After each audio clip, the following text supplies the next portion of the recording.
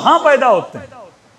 एक तो आप लाख कोशिश करोगे, जब बच्चा बड़ा हो जाएगा वापस नहीं आएगा। हॉलैंड के मोमिन कहते हैं मौलाना, यहां पे इनके एडमिनिस्ट्रेशन ने मीटिंग की, कहा भाई तुम इनको नेशनलिटीज दे रहे हो, ये कमाते यहां पर हैं, पैसे सारे पाकिस्तान भेज देते हैं, कमाते हमारे मुल्क में हैं, प्रॉपर्टीज पाकिस्तान में बनाते हैं।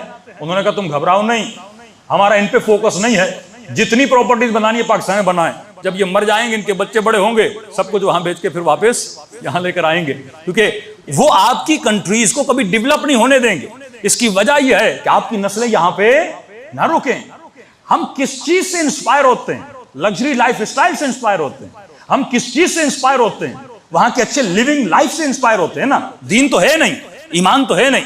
दूसरी चीज कहा कि मौलाना यहां पर झूठ नहीं बोलते अंग्रेज, ये नहीं करते, वो नहीं करते। मैंने कहा हर मुआशरे की खूबियां तो बुराइयां होती हैं, लेकिन कुछ बुराइयां ऐसी होती हैं जो जड़ से ही इंसान के ईमान को तबाह हो